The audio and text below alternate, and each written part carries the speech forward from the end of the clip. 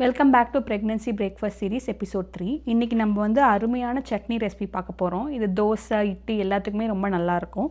அதுக்கு தேவையான இன்க்ரீடியன்ட்ஸ் பார்த்திங்கன்னா வந்து வேர்க்கடலை 1 கப்பு, பச்சை மிளகா, தக்காளி, பூண்டு, கருவேப்பிலை, மிளகாத்தூள்.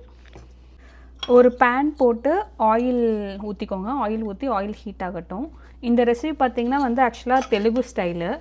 இது என் ஹஸ்பண்டோட ரெசிபி. அதை வந்து நான் இன்றைக்கி இந்த ஷார்ட்ஸில் ஷேர் பண்ணுறேன். ரொம்ப டேஸ்ட்டாக இருக்கும், ஆனால் கொஞ்சம் ஸ்பைஸியாக இருக்கும், ஆனால் நல்லாயிருக்கும். அது ட்ரை பண்ணி பாருங்கள். ஸோ பேன் ஹீட் ஆனோன்னா ஃபஸ்ட்டு வந்து வேர்க்கடலை போட்டுக்கோங்க. வேர்க்கடலை வந்து நல்லா வறுக்கணும்.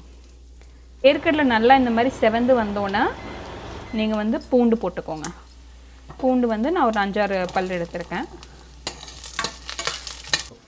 இந்த மாதிரி நல்லா செவந்து வந்தோன்னே வந்து மிக்சியில் மாற்றி வச்சுக்கோங்க. திருப்பி அதே பேனில் வந்து ஆயில் இருக்கும், நீங்கள் எக்ஸ்ட்ரா ஆயில் ஆட் பண்ண வேணாம். 1 கப்பு தக்காளி நம்ம எடுத்தோம்ல, அதை ஆட் பண்ண போகிறோம்.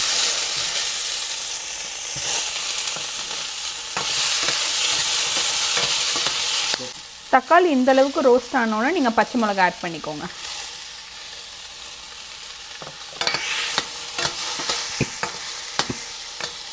பச்சை மிளகாவும் நல்லா வதங்கிருச்சு. இப்போ வந்து நான் கொஞ்சமாக மிளகாத்தூள் போடுறேன்.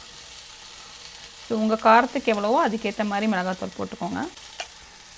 போட்டு மிளகாத்தூளையும் நல்லா தக்காளியோடு வதக்குங்க.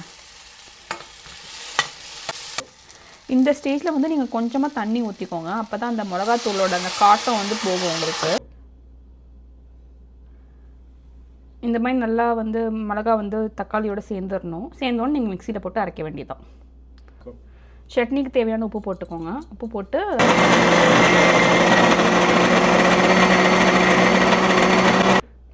கொஞ்சம் தண்ணி சேர்த்து அரைச்சிக்கோங்க.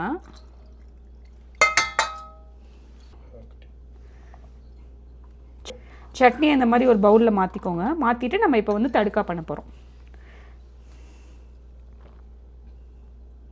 தாளிப்பு பேனில் இந்த மாதிரி ஆயில் போட்டு சூடாகட்டும். ஆயில் சூடானோன்னா நம்ம வந்து கடுகும் கருவேப்பிலையும் போட்டு தாளிக்க போகிறோம். அவ்வளோதான்.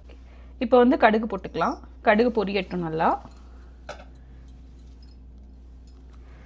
கடுகு பொரிஞ்சோன்னா கருவேப்பிலை ஆட் பண்ண போகிறோம். கடுகு நல்லா பொரிய ஆரம்பிச்சிருச்சு. இந்த ஸ்டேஜில் நான் வந்து கருவேப்பிலை ஆட் பண்ணிக்கிறேன்.